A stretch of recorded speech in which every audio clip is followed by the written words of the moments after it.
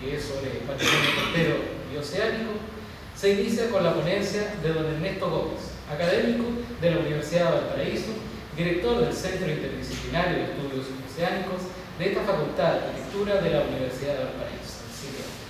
Invitamos a don Ernesto que nos pueda acompañar en la testera con su ponencia Chile, donde comienza el océano. Para nosotros es muy grato compartir esta experiencia con ustedes. Primero agradecer a Andrés que de alguna manera conversábamos este tema hace algún tiempo atrás. Yo le sugerí que de alguna manera, forzándolo, debo reconocerlo, incorporáramos el tema oceánico y que miráramos la región no solamente desde un núcleo, desde un centro, sino que tuviéramos una mirada menos en lo administrativo, en la organización administrativa, sino que también una mirada de territorio más compleja y más sistémica. Así que, de alguna manera, yo quiero agradecer también que frente a esta conversación nos dieran la oportunidad de compartir con ustedes algunas ideas, que mi interés principal es más bien incentivar, motivar, a que abramos nuevas áreas de investigación. La exposición que voy a intentar dar hoy día, espero que no me moleste que me quede quiero hacerla extensa, aunque no voy a poder profundizar mucho en los temas, obviamente, por razones de tiempo. Entonces, tengo que optar. Prefiero abarcar un rango amplio de tiempo y territorios. Lamentablemente, les pido disculpas, no los voy a poder profundizar mucho. Sí, evidentemente, si en algún momento podemos compartir algunas ideas y profundizar algunos de los temas específicos, ningún problema. La exposición va a ser un poco rara, ¿no es cierto? Ya la portada, toda una obra, yo creo que, corríjanme si me equivoco, pero creo que es la única historia de Chile contada desde el mar, que escribe Benjamín Subercaseaux, que no es un explorador, médico, psicólogo, sociólogo, y que creo que en Tierra de Océano, ¿no es cierto?, es una de las primeras obras que mira la historia de Chile y coloca en valor a actores de nuestra historia que habitualmente pasan un tanto desapercibidos en los libros tradicionales.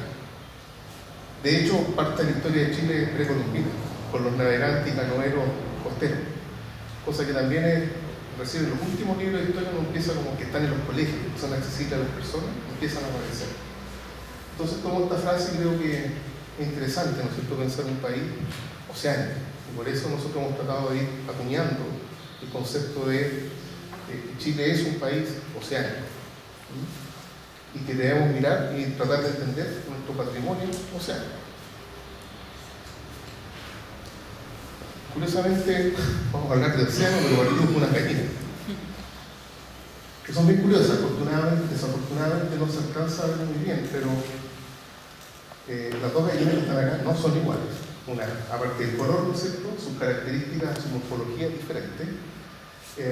Esta es una gallina chilena tradicional que ustedes habitualmente ven en los mercados, y la que tenemos acá al lado, que lamentablemente no se aprecia muy bien, es araucana. Y curiosamente, estas gallinas nos deben llamar la atención porque un arqueólogo de nuestra universidad, con un equipo neozelandés, lograron demostrar que el ADN de esta gallina es el mismo de una gallina que está en Polinesia y que está en Isla de Pascua. Entonces, aquí tenemos una primera mirada histórica. Los libros de historia nunca parten por las gallinas. Entonces, aquí vamos a partir con nuestras gallinas, ¿no es cierto?, que nos están dando una señal importante. Navegantes oceánicos, con embarcaciones espléndidamente diseñadas, notables en cuanto a sus características de navegación, nos visitaron. Hay algunas diferencias, y eso es un tema para escribir libros y hacer mesas de discusión, ¿no es cierto?, respecto de hace cuánto tiempo atrás. Lo importante, algunos dicen después de Cristo, algunos señalan fechas más antiguas, etc. Lo importante es que tenemos evidencia arqueológica y antropológica de que efectivamente los navegantes transoceánicos estuvieron presentes en nuestras costas, en Chiloé, en Isla Mocha específicamente, y hace unos meses atrás se encontraron restos humanos también al sur, en una construcción de una propiedad privada. Se encontraron restos humanos, ¿no es cierto?, que tienen características de sus cráneos muy característico, ¿no es cierto?, de lo que son los cráneos polinesios. Entonces, vamos a partir mirando la historia con una mirada oceánica. Como les comentaba, ¿no es cierto?, los navegantes polinésicos desarrollan una embarcación que deja maravillados a los navegantes españoles, porque fusionan la velocidad, pero inestabilidad de las canoas, con la lentitud, pero estabilidad de las balsas, y diseñan esta embarcación que es de doble casco, una canoa de doble casco o catamarán, como se les conoce hoy en día. Además, diseñan un sistema de velamen altamente eficiente que les permite, como se dice en términos marineros, ceñir, es decir, navegar prácticamente contra el viento, y además ser maniobradas de una forma extremadamente sencilla, por pocos hombres. Estas velas tienen dos grandes varas acá, ¿no es cierto?, que se pliegan como un paraguas, se pliegan y luego se bajan. O sea, genial. Creo que es una de las embarcaciones mejor diseñadas que existen hasta el día de hoy. De hecho, se siguen replicando con características obviamente distintas a las antiguas. Lo interesante es que los navegantes transoceánicos navegaban eran verdaderas casas, ¿no es cierto?, donde ellos viajaban, sus familias. Obviamente venían con los perritos, las gallinas, ¿no es cierto?, y alimentos, la papa, los camotes, que incluso las terminologías son muy similares, la sintaxis de estas palabras en distintas partes del Pacífico. Entonces nos visitaron en estas embarcaciones maravillosas. Yo no recuerdo libros donde aparezcan los navegantes polinésicos, ¿no es cierto?, insisto, en la bibliografía habitual, tradicional, que todos leemos, que nos cuenten esta historia. Incluso en Rapa Nui es un poco trabajado, curiosamente. Aquí hay una comparación de restos que se han encontrado arqueológicos, en este caso una embarcación china y de una carabela española. Están a escala 1:1. Comparen. Restos de estas embarcaciones se han encontrado especialmente en la zona del Pacífico de la costa de Estados Unidos, la zona principalmente de San Francisco aproximadamente.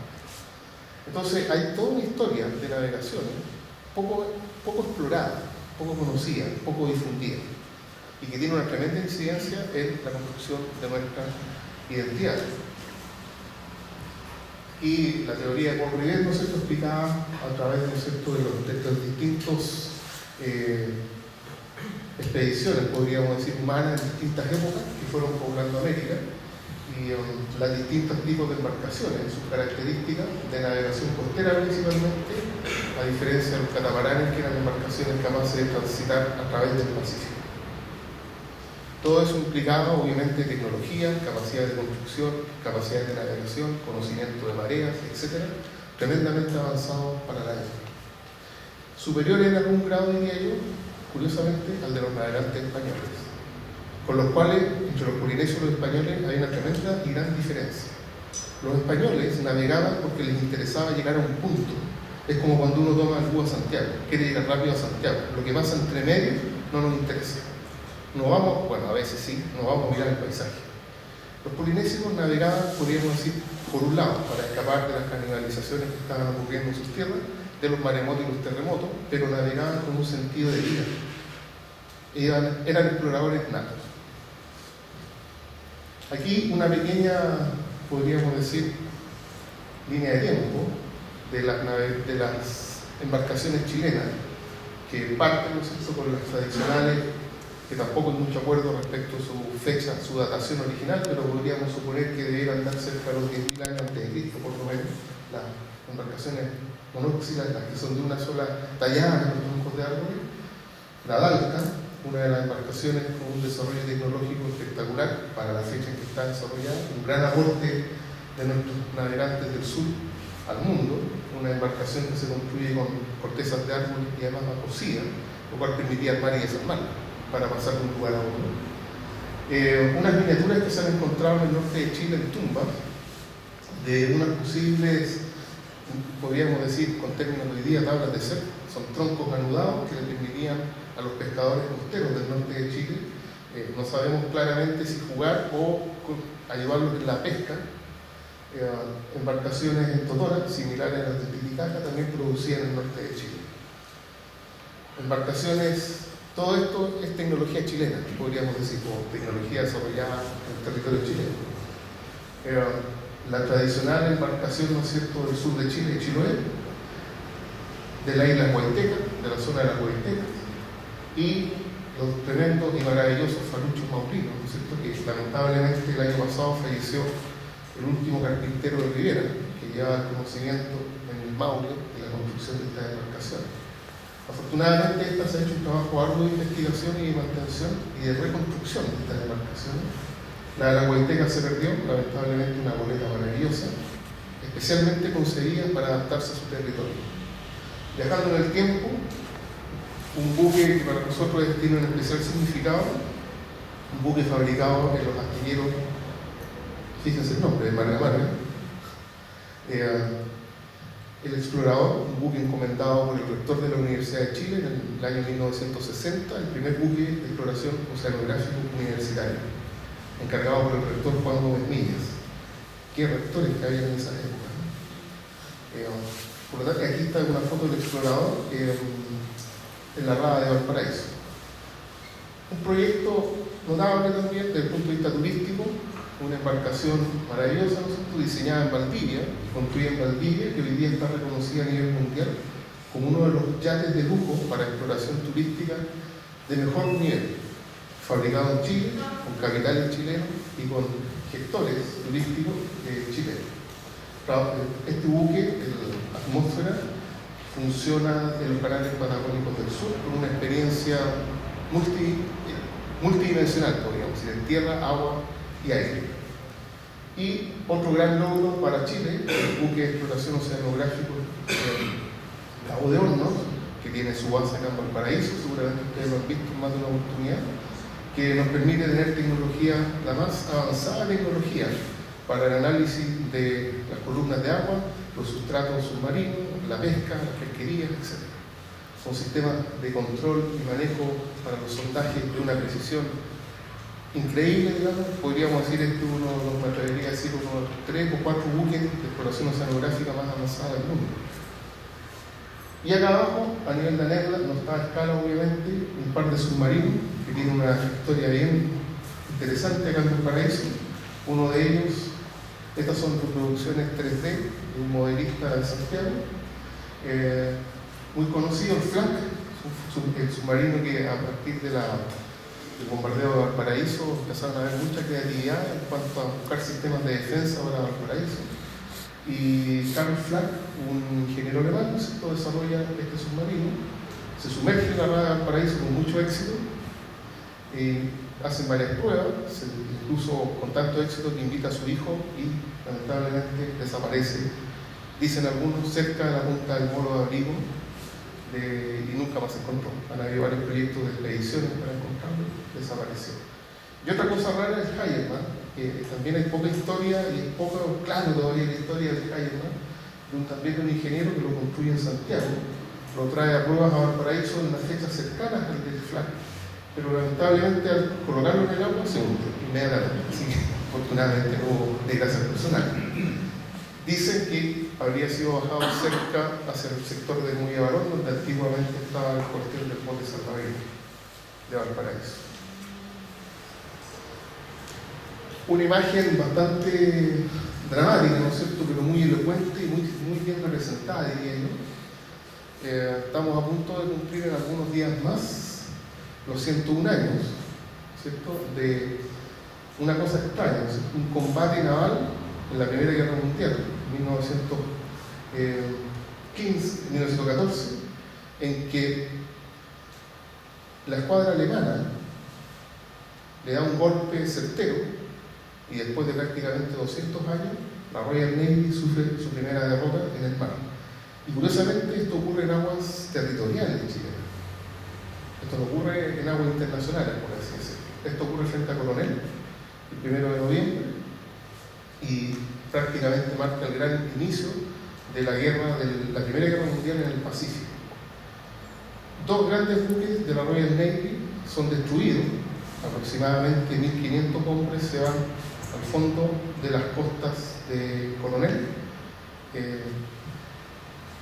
Son peces, son tumbas de guerra, que tampoco tenemos mucho conocimiento de ellos. Ahora, cabe preguntarse qué hacía la escuadra chilena en el Pacífico, perdón, la escuadra alemana, la escuadra inglesa en nuestras aguas territoriales. ¿Quién eran estos personajes? ¿Por qué estaban acá? ¿Qué ocurrió con los peces? ¿A qué profundidad están? ¿Cómo son? Etcétera. O sea, temas que podemos ir desarrollando e investigando. Más cerca nuestro, producto de esta misma confrontación entre la escuadra inglesa y alemana, la escuadra alemana, después del triunfo de Coronel, vuelve a Valparaíso, son recibidos como héroes. Chile era neutral, hay una gran celebración, entre comillas, en el Club Alemán de Valparaíso, son recibidos por la comunidad de Valparaíso completa. Hay fotos del Mercurio Mercurio donde prácticamente la ciudad se despliega por el muelle Prat, ¿no es cierto?, para recibir a los héroes, ¿no es cierto?, de esta confrontación. Luego van al sur y la Royal Navy toma su descargo, se toma su venganza, se podría decir, y prácticamente hunde a la escuadra alemana frente a las Islas Falkland. Escapa un buque de la escuadra alemana en Dresde, a través de los canales del sur de Chile, se esconde en Quintupeu y luego escapa hacia Robinson Crusoe. Aquí vemos una foto de cuando está anclado frente a la bahía Cumberland en Robinson Crusoe y el momento en que el capitán decide hundir su buque antes que caiga en manos de los ingleses que lo habían encontrado y los tenían encerrados en la bahía Cumberland. Hoy día este naufragio está aproximadamente a 60 metros de profundidad, cerca de 120 metros de la costa, y hay poca literatura, hay poca investigación, hay poco conocimiento, ¿no es cierto?, del valor histórico que tiene este pez. Saltamos a la Segunda Guerra Mundial. Te preguntarás qué hacemos nuevamente, qué hace Chile en estos conflictos. Aquí vemos la evacuación del Dunkerque, la Operación Dínamo, el gran desastre de los aliados cuando tratan de invadir Europa. Son repelidos por las fuerzas alemanas y deben escapar como fuera por la playa de Dunkerque. La Royal Navy pide a todos, pescadores, yaquistas, a todos quienes tuvieran una pequeña embarcación, que por favor fuera a ayudar para rescatar a los soldados de la playa y luego llevarlos a los buques que los transportarían de vuelta a Inglaterra. Aquí vemos imágenes, ¿no es cierto?, de los soldados escapando mientras son atacados por la aviación alemana y por la infantería alemana. Aquí hay otra imagen, ¿no es cierto?, muy dramática donde se ve la escapada de los soldados aliados. Y aquí hay un retrato, una pintura, ¿no es cierto?, que nos muestra de una forma, yo diría, bien sintética lo que ocurre. Cómo, ¿no es cierto?, la fuerza alemana ataca las embarcaciones que están escapando por los soldados desde la playa de Dunkerque. ¿Qué tiene que ver con nosotros? Aquí hay otra imagen, ¿no es cierto?, que nos muestra cómo estas pequeñas embarcaciones llevaban luego a los barcos más grandes a los soldados para escapar. Seguramente más de alguien ha visto o le tocó ver navegando a este bote salvavidas que se denomina Capitán Christensen, en homenaje al fundador del Cuerpo Voluntario de los Botes Salvavidas de Valparaíso en el año 1925. Y hoy día ya se ha tumbado prácticamente en el muelle Barón. ¿Lo han visto? ¿Alguien lo ha visto? Bueno, esta era una de las pequeñas embarcaciones de Dunkerque que ayudó a rescatar a los soldados aliados. Por sus características, nosotros sospechamos que esta embarcación cumplió importantes labores de enlace, porque era para hacer una pequeña embarcación que tenía características de diseño que le permitían prácticamente llegar a la playa. Las hélices van escondidas, no quedan expuestas. La estructura de su casco es notable por su diseño único y la firmeza de la estructura seguramente le permitía llegar muy cerca de la playa de la arena, y además estaba equipado con radio. Por todas las pequeñas embarcaciones que fueron a colaborar en el rescate no tenían radio porque eran embarcaciones deportivas o de pesca. Entonces seguramente esta embarcación tenía funciones de enlace. Por ese motivo fue atacado cerca de 3 veces, específicamente por los aviones, los Stuka alemanes. En uno de los ataques murió parte de la tripulación a bordo. No eran voluntarios, la Royal Navy pidió prestar las embarcaciones a los cuerpos de voluntarios y la utilizaron militarizada. Y parte de nuestra historia, el barco fue construido en 1925, como les comentaba, en los astilleros de Samuel White, en la isla de Guaya, en el sur de Inglaterra. Tiene características de diseño, yo diría que únicas, en cuanto a la estructura de su casco, en cuanto al diseño propiamente tal. Es involcable, se adriza solo, se puede dar vuelta, pero vuelve como un monito porfiado nuevamente a su posición original. Cuentan las historias que en algunas ocasiones, cuando operaba en Valparaíso, este barco es comprado por el Cuerpo de Voluntarios el año 1959 y presta funciones en Valparaíso desde el año 60 al año 2000. Imagínense la cantidad de historia que hay detrás de estas tablas. No solamente por su diseño, sino que por las funciones que cumple. Hasta el año 2000 se encuentra en operación y luego queda tirado prácticamente en el muelle Barón. Otro caso ejemplar, una réplica no muy exacta de cómo eran las naos que cubrían el traslado de carga y de personal de los españoles a través de la costa Atlántico y el Pacífico. Se supone que es más o menos como la primera embarcación que llegó a Valparaíso, la Santiaguillo, con Alonso Quintero y sus tripulaciones, y esta es una réplica relativamente exacta de lo que era esta embarcación, un proyecto que se construye por los carpinteros de ribera del río Maule y se trae navegando desde el Maule a Valparaíso a vela. Nunca se quiso motorizar. Por lo tanto, ya tiene en sí una proeza, una embarcación que navegó, que demostró que era capaz de llegar a ser un track oceánico de gran envergadura, y hoy día podemos encontrar sus restos en un proceso de reconstrucción patrimonial, porque así reza el letrero que está puesto, también ahí cerquita en el muelle Barón, bien escondido, completamente destruido. La municipalidad gastó varios millones de pesos en este proceso de reconstrucción patrimonial. Cosa curiosa. Esta foto la tomé el año 2004, también en el muelle Barón, curiosamente, estaban un par de norteamericanos, habían comprado, muy barato, obviamente, estos bombos pesqueros de la caleta, la que está acá abajo, del membrillo, y la estaban empalando, ¿no es cierto? Hay una grúa que lo están guardando dentro de un portacontenedor para llevárselo a un museo de Estados Unidos. Ahí uno dice, es bueno o malo. Afortunadamente el Museo Naval y Marítimo hoy día recordó uno de ellos y tiene bajo resguardo, ¿no es cierto?, en el museo uno de los bombos construidos en madera, que obviamente fueron después desplazados por las embarcaciones de fibra de vidrio. Todo el arte que estaba detrás de esto prácticamente se ha ido perdiendo en nuestra región. Coquimbo, que eran algunos viejos carpinteros de ribera que mantenían en algún grado ya casi por hobby, hacían unas maquetas, hacían unos barquitos a escala, pero se mantenía un poquito la tradición de la construcción de esta embarcación. Acá ya se había perdido completamente. ¿Por qué ocurre todo esto? A mi juicio, esta suerte como de pequeños errores o gazapos históricos, en algún grado porque estamos acostumbrados a mirar estos mapas, a entender Chile fraccionado, en donde Antofagasta está al lado de ciertas ciudades del sur, en donde no tenemos una cartografía que nos muestre la verdadera dimensión de nuestro país. Ojalá estos mapas se radiquen de las escuelas, sobre todo para que no lo vean los niños, que entendamos que nuestra posición no puede seguir siendo europeocentrista. Toda la cartografía que conocemos, ¿no es cierto?, está centrada en Europa. De hecho, la latitud y longitud cero está en Inglaterra, en Greenwich, ¿no es cierto? Bueno, tenemos que empezar a mirar el mundo con otra perspectiva.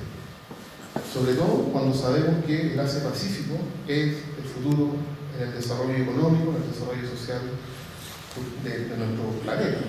Y donde Chile ocupa una posición privilegiada, como definen algunos, como tricontinental.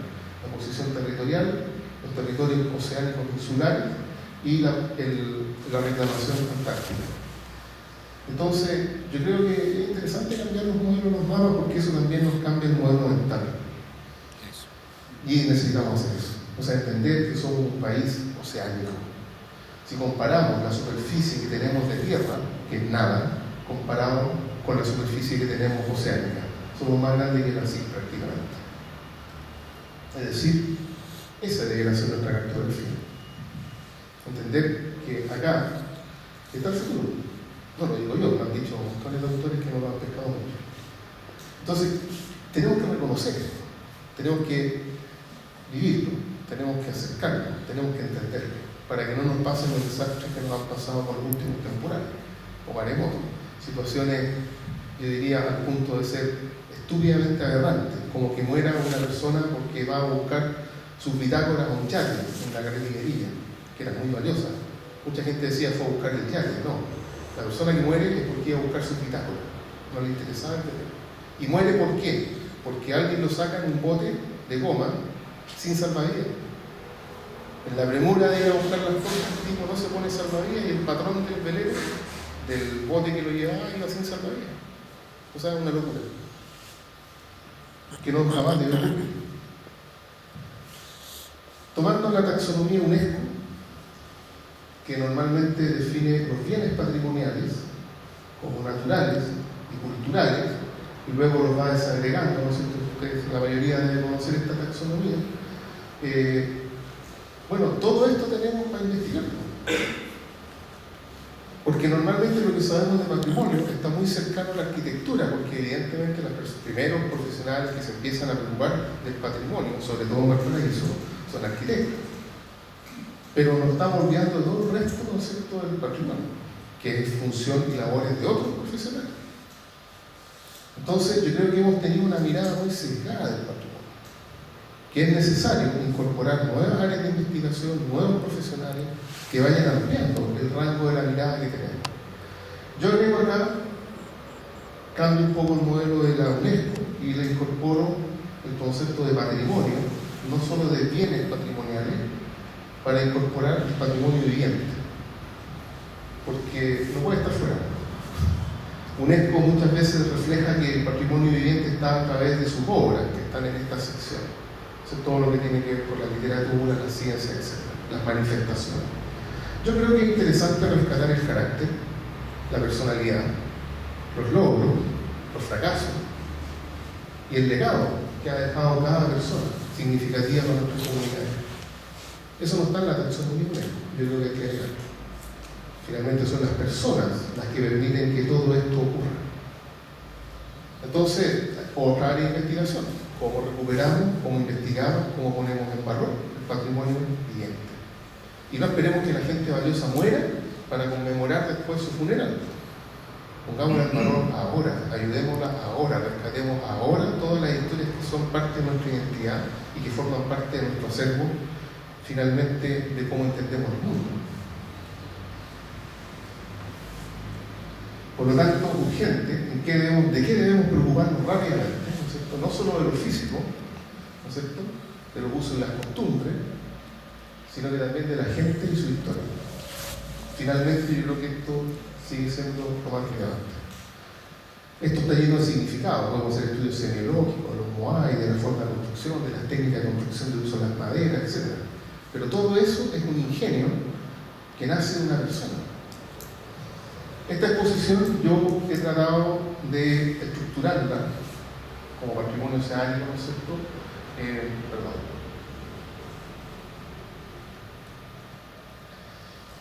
En 5 aspectos, por llamarlo de alguna forma, que considero que son significativos, ¿no es cierto? Vamos a ir revisando cada uno de ellos rápidamente. La ciencia, bueno, aquí hay mucho por hacer, se ha hecho bastante, ¿no es cierto? A pesar de que Chile no ha sido pionero en la investigación científica oceánica, pero sí ha hecho bastante aporte. Uno de ellos interesante es el concepto que trabaja con Perú de mar, de zona económica exclusiva. Antiguamente se conocía el mar territorial, millas definidas por el alcance de un cañón, que es donde nadie puede entrar y hay que pedirle permiso al país. Y Chile coloca en el tapete junto a Perú, por ahí por 1950, el concepto de zona económica exclusiva, 200 millas, donde todo puede transitar, pero la explotación de los recursos pertenece al país. Y Chile además incorpora el concepto de mar presencial. Todos pueden transitar por ahí, pero nosotros estamos presentes en caso de alguna emergencia, algún rescate, algo que hacer.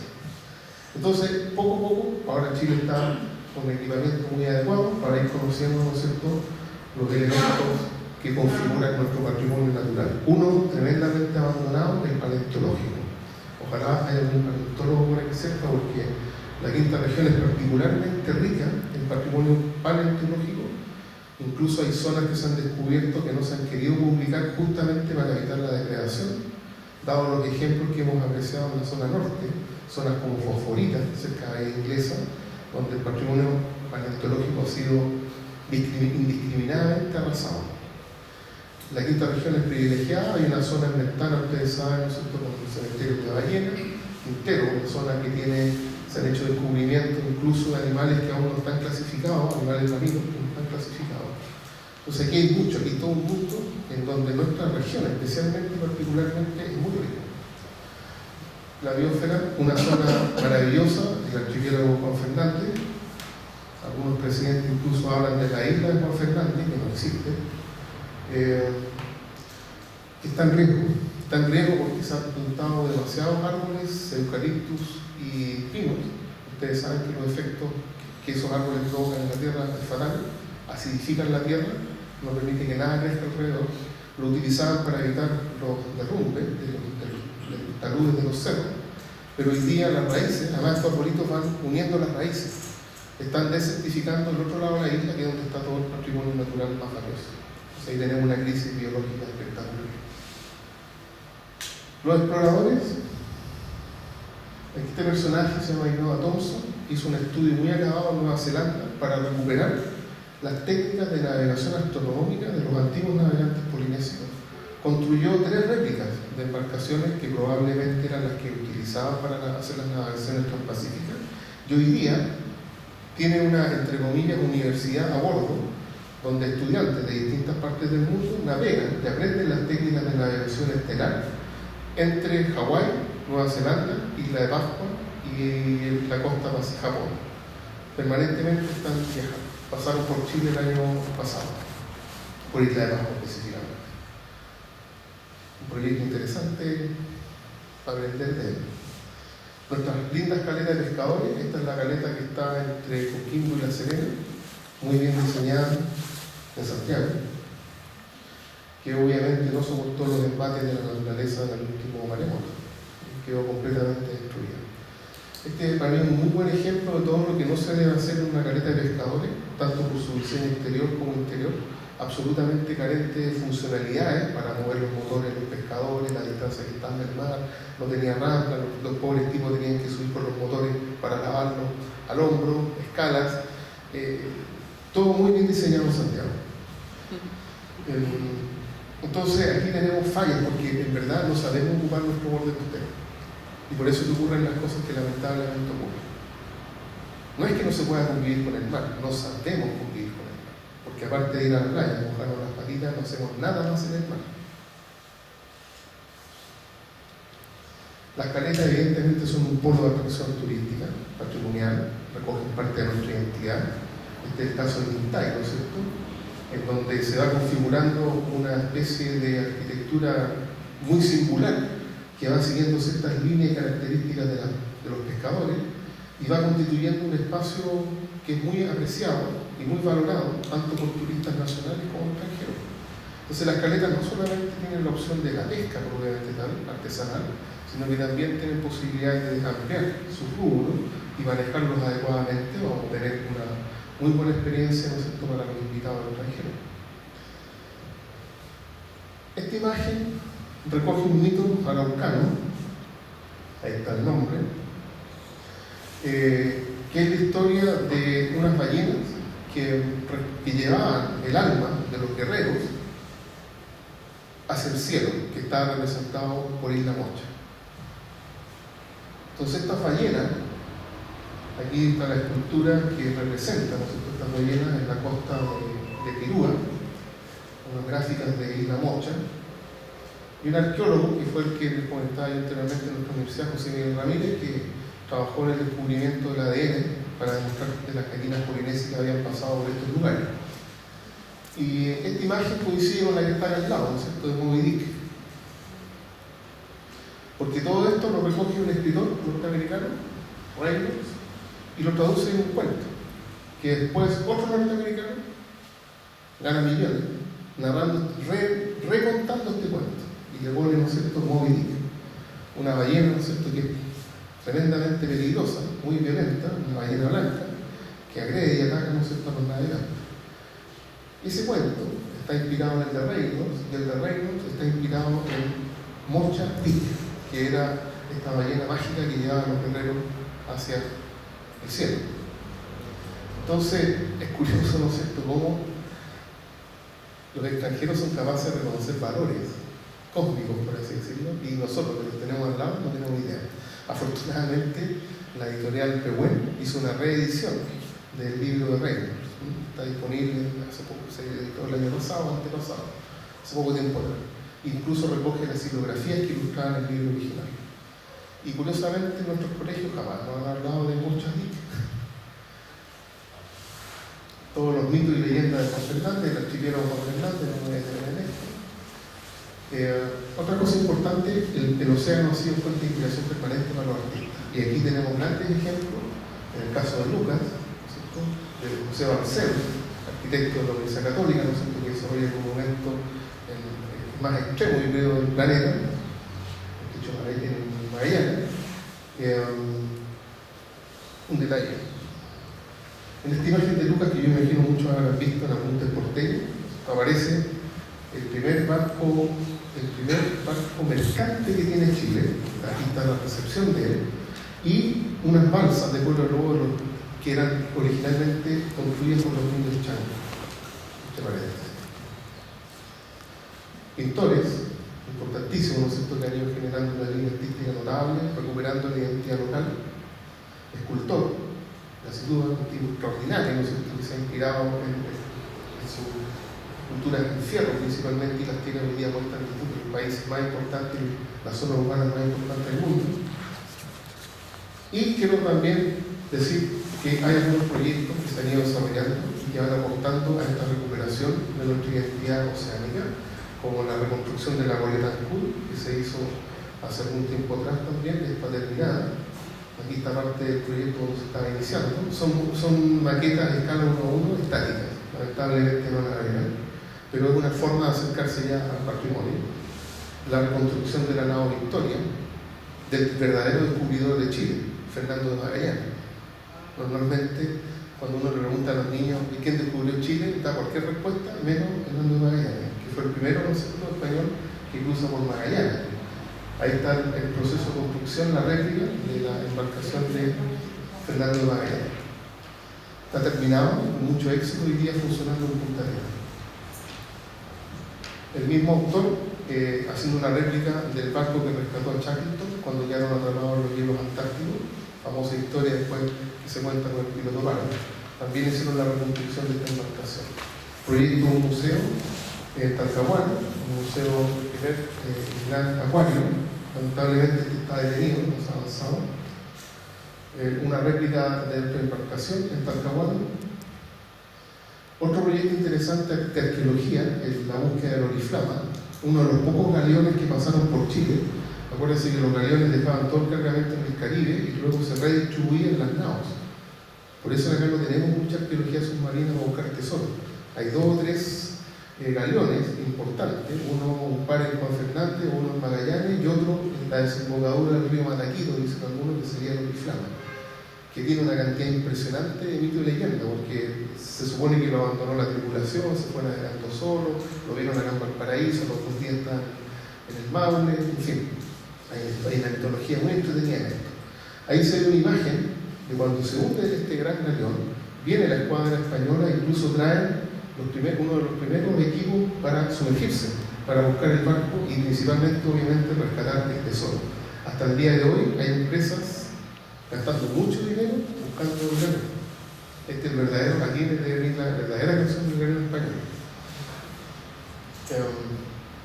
Aquí está una descripción, ¿no es cierto?, de lo que fue la exploración y rebúsqueda del FLAC, que se hizo un trabajo muy acucioso, con varias empresas, la Armada de Chile, universidades, trabajaron en la búsqueda de este submarino sin éxito. Lamentablemente el fondo de la bahía de Valparaíso es muy fangoso, esto era de fierro, así que probablemente quedó, ahí hay una gráfica que nos muestra cómo se estima que ha quedado prácticamente oculto en el fango, lamentablemente. Otra cosa que nosotros estamos ayudando también es a impulsar el canotaje polinésico. Queremos ser sede del sudamericano del canotaje polinésico el próximo año.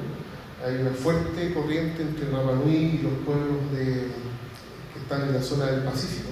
En noviembre se compite en Brasil, va un equipo chileno que están entrenando en el muelle Barón. Nosotros estamos colaborando en eso porque creemos que también es una forma de ir acercando a los jóvenes a nuestra historia, a nuestra cultura y al mar.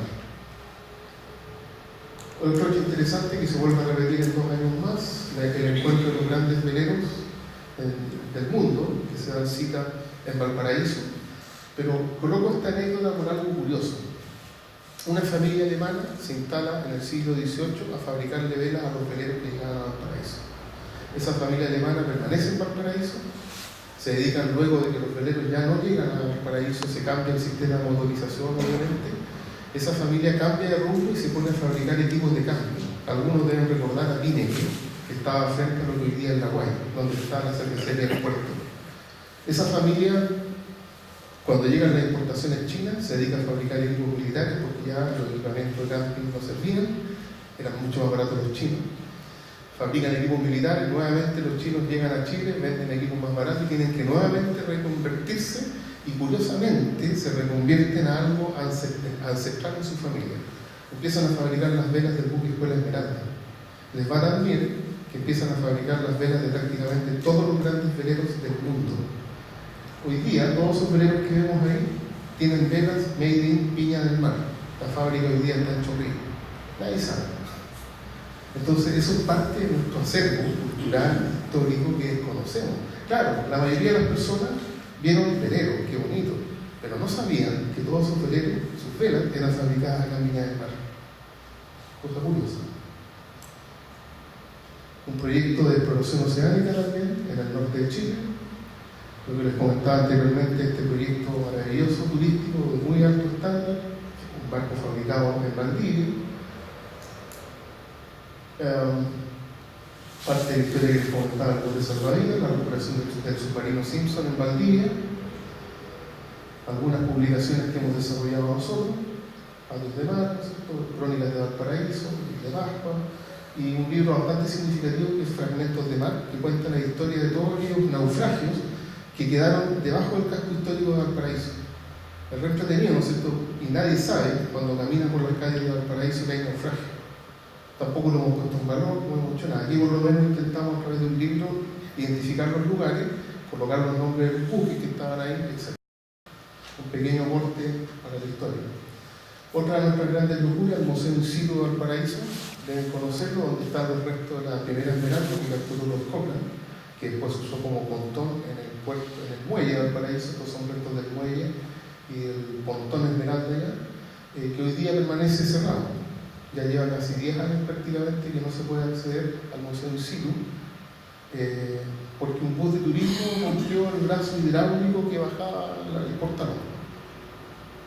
Y ahora nadie puede acceder. Esto ustedes saben dónde está, ¿no es cierto? Localizado frente al monumento a la Marina en la Plaza Sotomayor.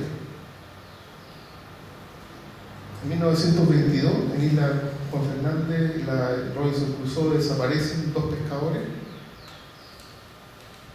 celebran sus funerales, conmemoran, hacen las fiestas de sus funerales, la familia llorando, etc. Una tragedia, desaparecen en una tormenta, aparecen a la semana en Valparaíso. Aquí hay una fotografía de ellos justamente cuando llegan a Valparaíso. Hace un par de años atrás se reconstruye esta historia. Los descendientes de estos 2 pescadores héroes que lograron llegar desde Robinson Crusoe a Valparaíso, reconstruyeron una embarcación igual, con las mismas características, y se vinieron navegando desde la isla hasta Valparaíso. Curiosamente, uno de los tripulantes es el actual alcalde del archipiélago. Ahí está Felipe Paredes. Germán Renavarre, un buzo también, que fue los ideólogos que trajeron esta embarcación. Las velas donadas por Pineke. Curioso. Acá la recepción en el Muelle Barroco cuando llega. Este es otro proyecto, ¿no es cierto?, notable, casi heroico, diría yo, para recuperar nuestro patrimonio, para recuperar las técnicas de construcción de la embarcación y demostrar que sí se puede cruzar el mar. Ahora, uno le pregunta a los niños, incluso a nuestros queridos estudiantes universitarios, ¿a qué distancia está el archipiélago? O por favor, indíquenos dónde está, hacia dónde está el archipiélago. La mayoría no es capaz de responder.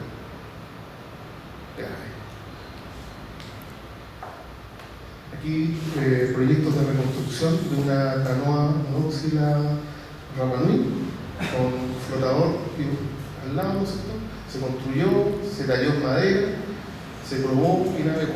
Hoy día en el Museo Naval y Marítimo, construida por Julio Otus, el encargado de cultura de la isla en Valparaíso. Un proyecto de un alumno de nuestra escuela que desarrolló la construcción también a escala de otro tipo de embarcación polinésica también que navegamos en Isla de Pascua. También se construyó, se probó y navegó, flotó y está hoy día también en el Museo Naval y Marítimo. Proyectos que hemos desarrollado para contribuir a poner en valor seminarios a bordo. Hemos organizado 2 seminarios navegando para hablar del patrimonio oceánico. Una locura, la gente de la Armada no podía entender por qué teníamos que hacer un seminario de patrimonio oceánico navegando arriba de un buque. Nos costó mucho, pero nos convencimos y nos apoyaron finalmente, no sé si pudimos desarrollar 3 seminarios el año 2010, el año 2014 y en marzo de este año, en la conmemoración de los 100 años del hundimiento del Dresden, hemos ya desarrollado 3 seminarios a bordo. No es fácil. Bueno, los invito a navegar. Tenemos una pequeña base de operaciones en el Muelle Barroco. Están todos cordialmente invitados a no solamente teorizar en la historia, investigar, sino que también experimentar lo que es nuestro patrimonio oceánico. Finalmente, estamos trabajando con un equipo de alta tecnología de una empresa privada que está trayendo sonares de barrido lateral de multi-as para poder salir con niños y bajar este sonar para poder ver los naufragios que están en la bahía en vivo y en directo a través del computador.